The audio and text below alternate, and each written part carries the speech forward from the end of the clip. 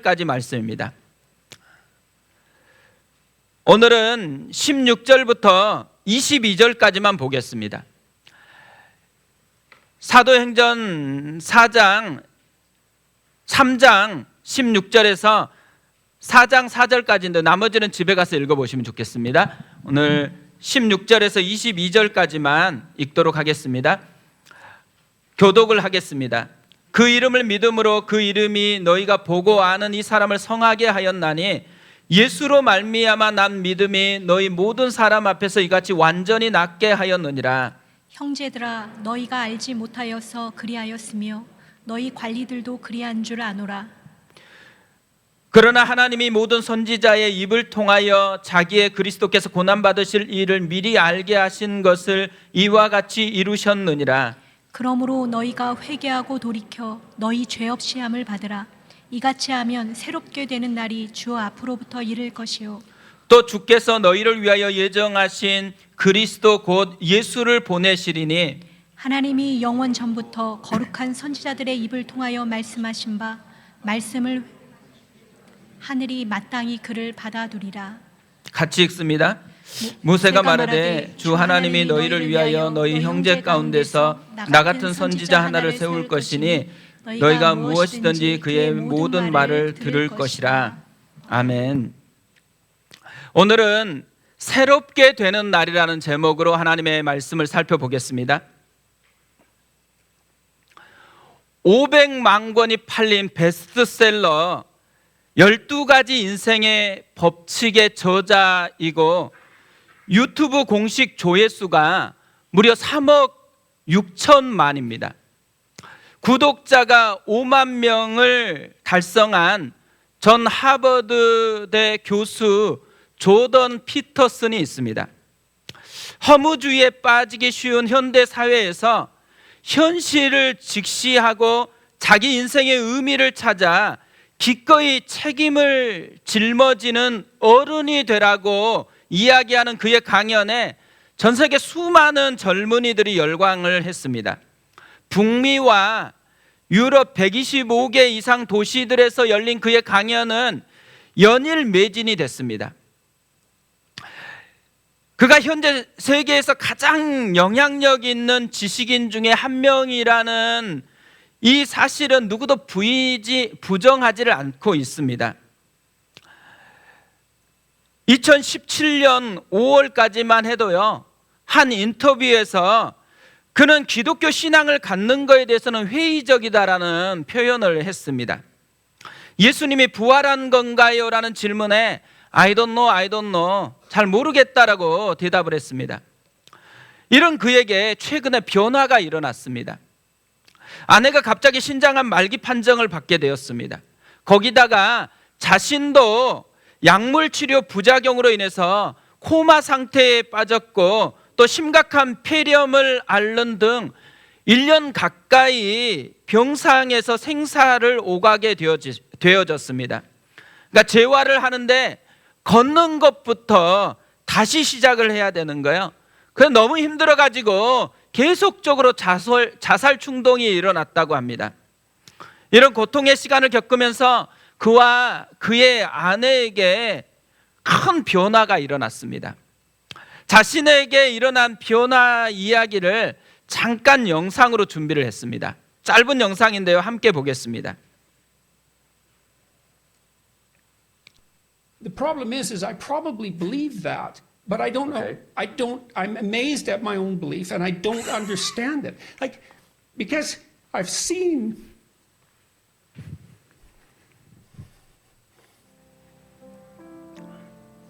sometimes the objective world and the narrative world touch. That's Jungian synchronicity. And I've seen that many times in my own life. And so in some sense, I believe it's undeniable, but the narrative and the objective world touch.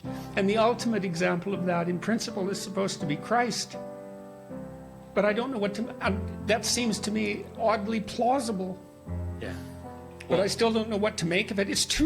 Partly because it's too terrifying a reality to fully believe. I don't even know what would happen to you if you fully believed it. If you believed in the story of Christ, or if you believed that history and let's say the narrative meet, let's Both, I say. think. 저는 이 울먹이면서 잠깐 멈추었던 순간,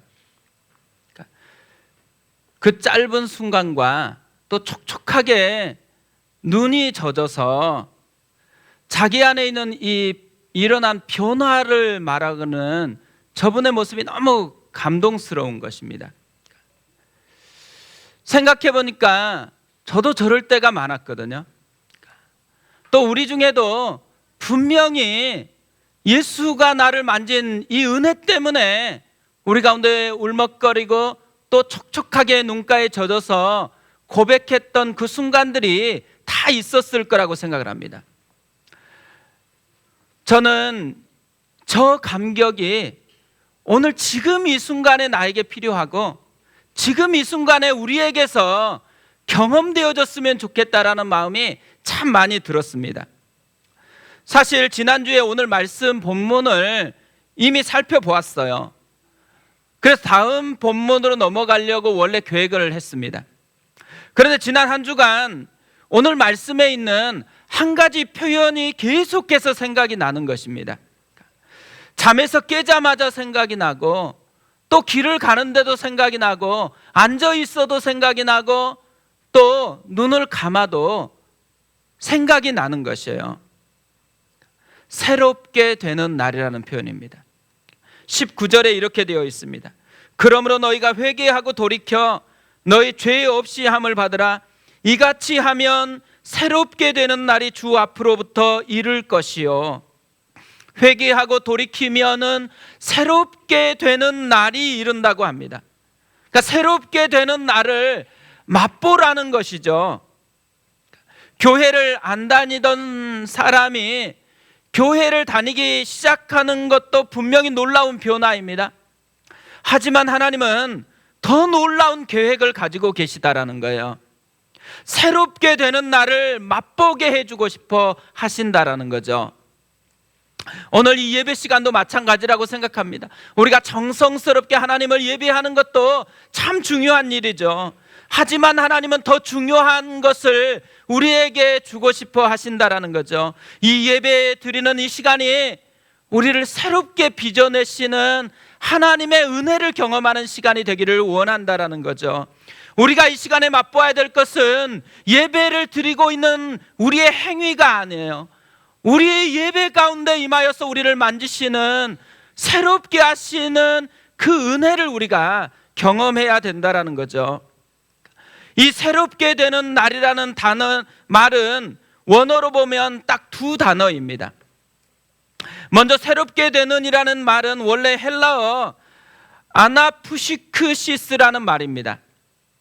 이 말은 상쾌하게 함, 신선하게 함, 원기 회복이라는 의미입니다. 그러니까 상쾌함, 신선함, 원기 회복이 주 앞으로부터 이른다라는 것이죠.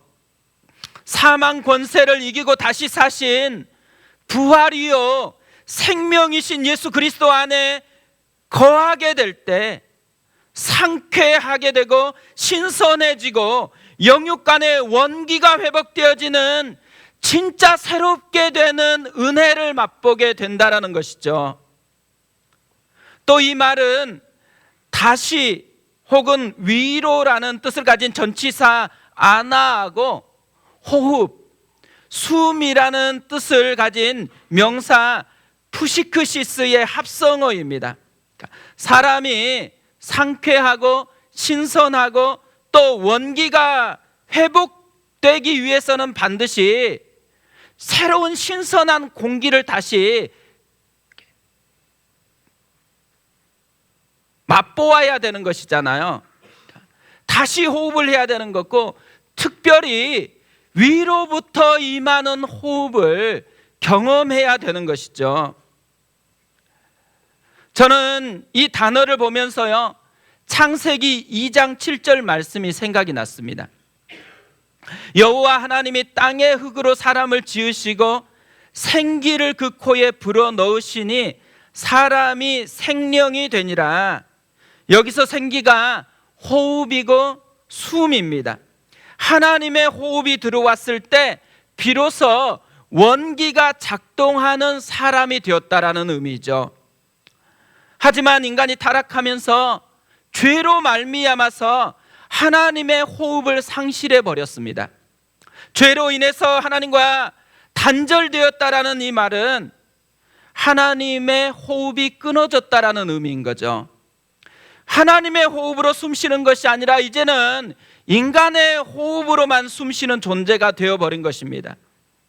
그래서 모든 사람은 다시 하나님의 호흡으로 숨쉬게 되는, 새롭게 되는 것이 필요하다라는 거예요. 회개하고 돌이키면 다시 하나님의 호흡으로 숨쉬게 되는 은혜가 회복될 거라는 거죠. 예수님은 부활하신 후에 제자들에게 나타나셔서 특별한 것을 행하셨습니다. 요한복음 20장 21절 22절에 이렇게 되어 있습니다. 예수께서 또 이르시되 너희에게 평강이 있을지어다. 아버지께서 나를 보내신 것 같이 나도 너희를 보내노라. 이 말씀을 하시고 그들을 향하여 숨을 내쉬며 이르시되 성령을 받으라. 우리를 향해 예수님이 다시 호흡을 불어넣어 주셨어요.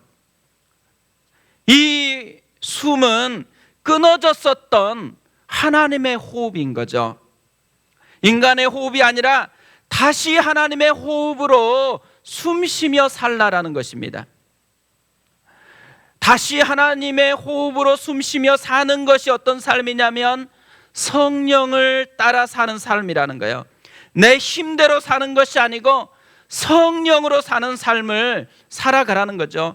그렇게 되면 새롭게 됨의 은혜를 풍성하게 맛보게 될 거라는 것입니다. 그리고 여기서 날이라는 말은 헬라어 카이로스라는 단어입니다. 이 카이로스는 하나님에 의해서 주어지는 결정적인 순간을 의미합니다. 조던 피터슨이 말하는 종종 자기 삶에서 일어났던 극적인 일이 발생하는 순간, 그러니까 이 터치를, 하나님의 터치를 경험하는 결정적인 순간인 거죠. 사실 베드로는요, 지금 말로만 설교하고 있는 것 아닙니다. 자기 앞에 이미 이것을 맛본 산 증인이 있었어요. 날 때부터 40년간 못 걷게 된 성전 미문에서 구걸하던 이 사람이 새롭게 되는 날을, 새롭게 되는 순간을 경험을 했습니다. 힘없던 다리에 예수 그리스도의 이름에 능력이 임하니까 원기가 회복되고 일어나 걷고 뛰었습니다. 철저하게 무너져서 더 이상 새로운 꿈을 꾸지 않았던 그 영혼 속에 찬양이 샘솟듯 솟아나기 시작했죠. 우리도 회개하면 이 사람처럼 새롭게 되는 날을 맛보게 될 거라는 거죠. 그것뿐 아닙니다. 우리에게는 이 사람이 맛보지 못했던 더 풍성한 것이 예비되어 있다고 이야기합니다. 회개하면 죄 없이 함을 받게 된다고 말씀합니다. 새롭게 되어진다는 것이 육체적인 원기 회복에만 제한되는 게 아니고 영적인 원기 회복도 일어난다는 거죠.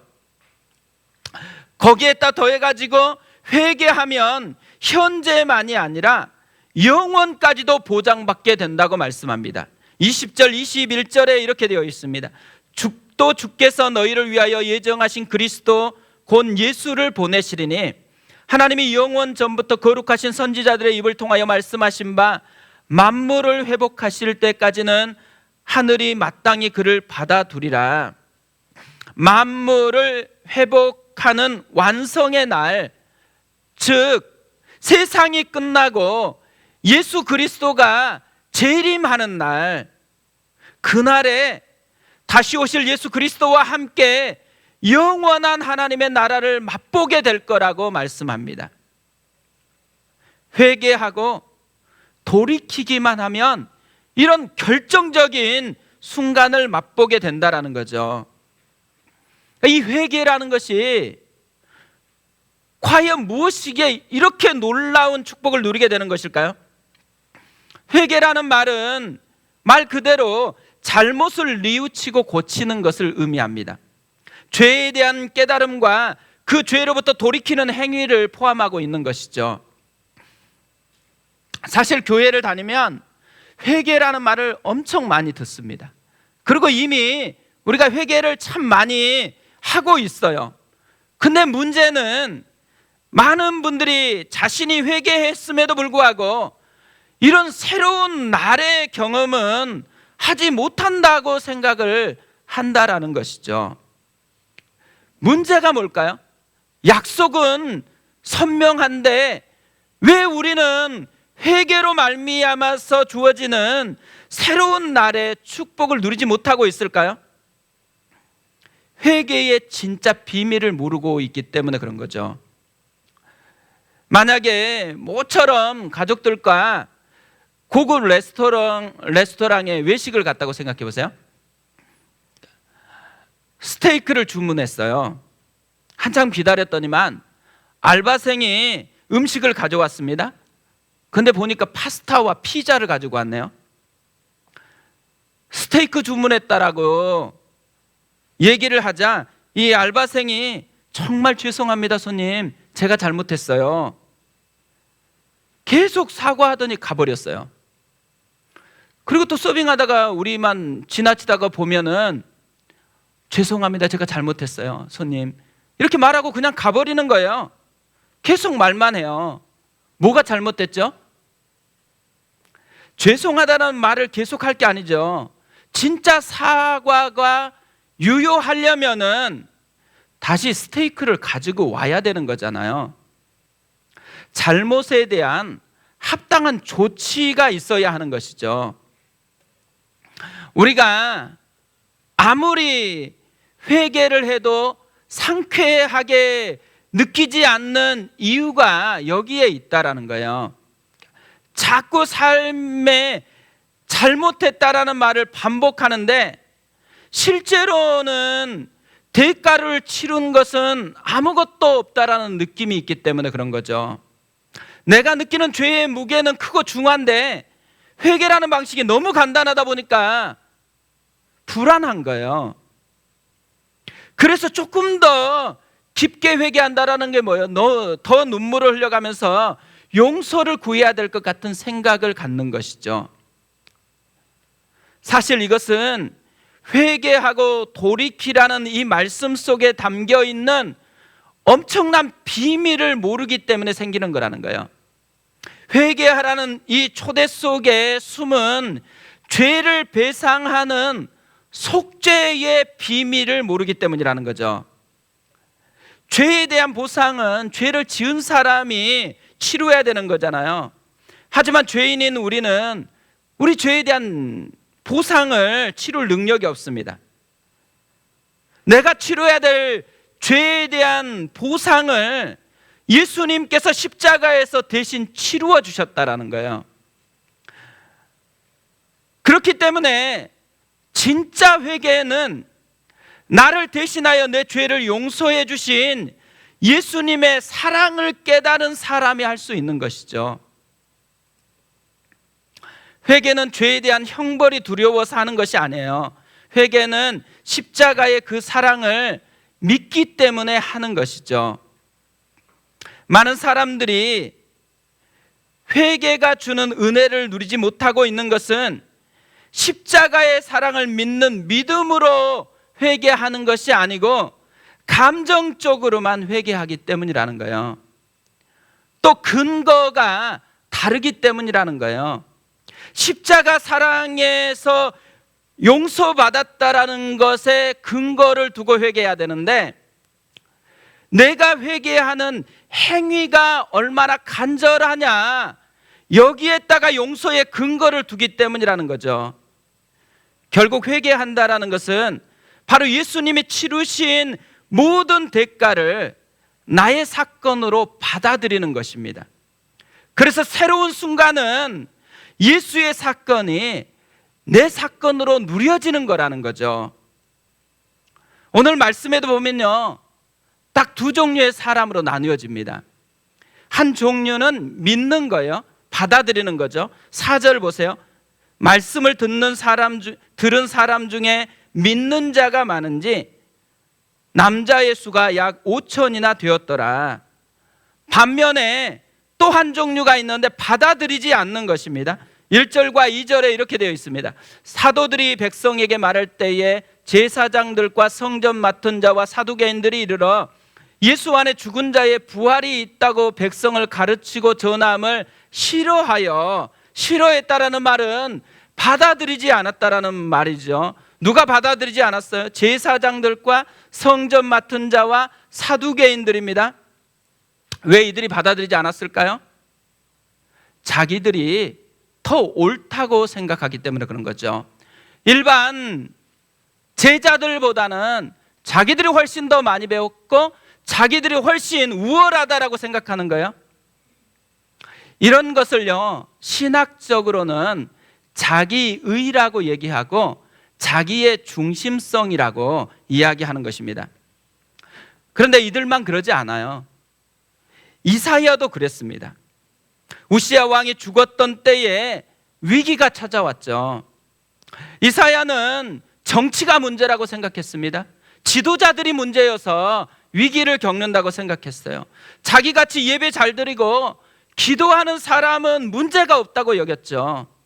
그러니까 자기의가 작동하고 있었어요. 그런데 하나님의 영광을 보게 되었습니다. 비로소 자기의가 깨지고 자기 죄가 보이기 시작했어요. 그래서 이렇게 고백합니다.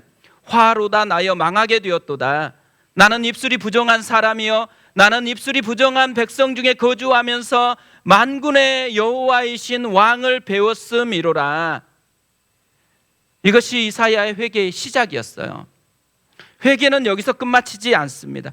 회개의 완성은 이 다음 이사야의 고백에 있어요. 내가 여기 있나이다. 나를 보내소서.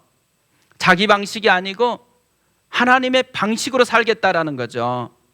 그래서 이후에는 이사야가 이전의 삶이 아니고 진짜 새롭게 되는 나를 맛보며 살아가는 인생이 되었습니다.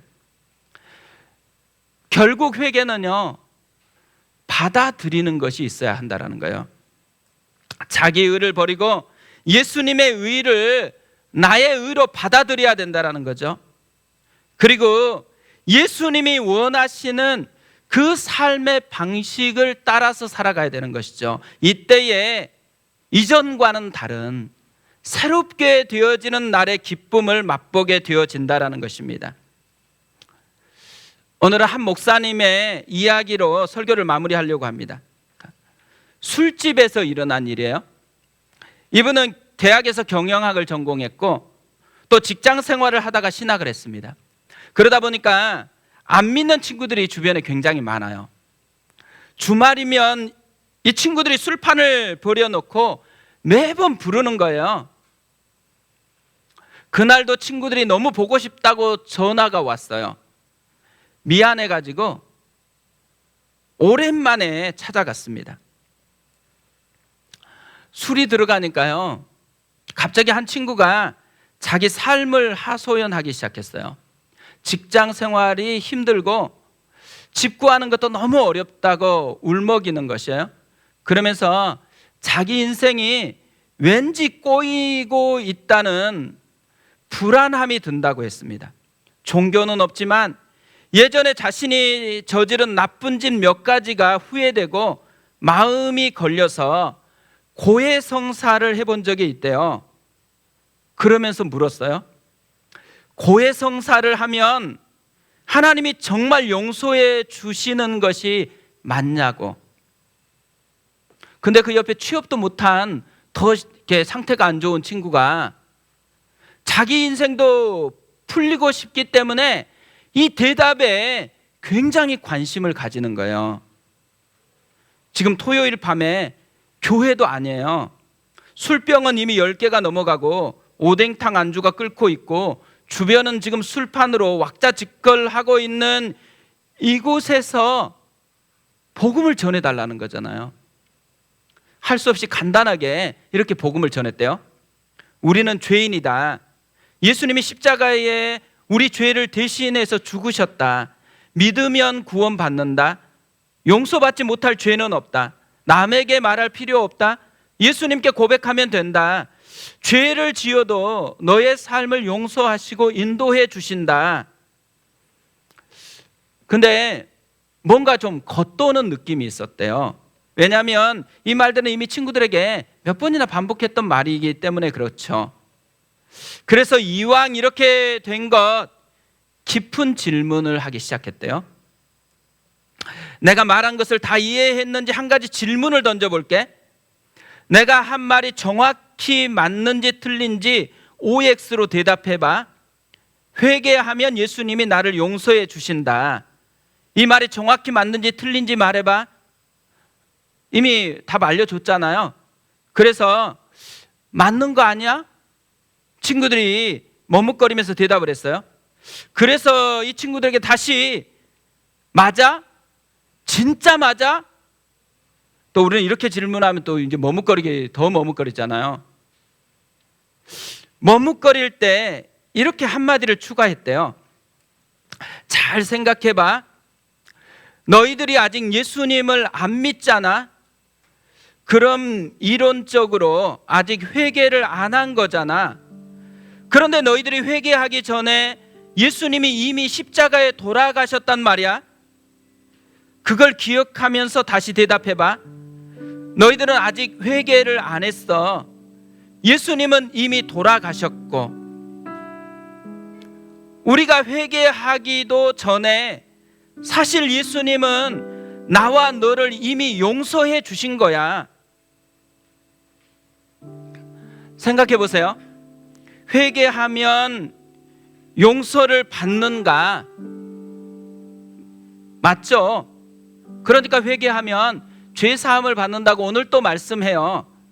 그런데요, 또 틀렸습니다. 복음을 이해하려면 순서를 좀 바꿔야 되는 거예요. 언제 회개할 수 있을까? 십자가의 용서를 깨닫는 사람만이 회개할 수가 있다라는 거죠. 용서받았기 위해 회개가 되는 거예요. 나의 회개가 먼저가 아니라 그리스도의 용서가 먼저인 거죠. 용서받기 위해서 회개하는 것이 아니고 용서받았기에 회개가 되는 것입니다. 갑자기 테이블이 조용해졌대요. 모두가 다 몇 초간 말이 없이 그 목사님만 쳐다봤대요. 회개해야 용서받는 것이 아니라 예수님이 회개하기 전에 이미 십자가에서 내 죄를 용서해 주셨다. 비록 지금 술집에 있지만 이미 나를 용서해 주셨다. 이 말에 굉장히 충격을 받은 거예요. 죄책감에 찌들어 있었던 그 친구가 이 죄책감으로부터 자유하게 되는 것을 느꼈어요. 그러면서 이렇게 말을 했습니다. 와, 나 울 것 같아. 술집에서 그래서 같이 기도했대요. 예수 그리스도의 사건이 진짜 자기의 사건이 되는 결정적인 순간이 술집에서 일어났다라는 거죠. 오늘 우리는 더 좋은 장소에 있습니다. 우리 차례예요. 지금도 여전히 예수 그리스도께서 이미 우리 죄를 위해서 십자가에서 피 흘려 모든 것을 담당했습니다. 그리고 우리에게 손을 내밀어요. 내 알량한 의를 좀 버리고 나의 이 사랑을 좀 받아주면 안 되겠니? 우리가 할 것은 하나입니다. 회개라는 이 통로를 통해서 그리스도의 사랑을 내 것으로 받아들이는 거죠. 그 사랑 때문에 너무 감사해서 여전히 현재형으로 계속되는 나의 허물, 나의 죄를 주님께로 가져가는 거예요. 그때마다 다시 또 그리스도가 나를 위해서 이렇게까지 사랑했다라는 것을 또다시 경험하는 거죠. 십자가 사랑의 선순환, 이것이 우리가 하는 회개의 행위라는 거죠. 이 회개를 통해서 우리도 이렇게 고백했으면 좋겠어요. 와, 나 울 것 같아. 우리 그 마음을 가지고 하나님 앞에 찬양하면서 나가겠습니다.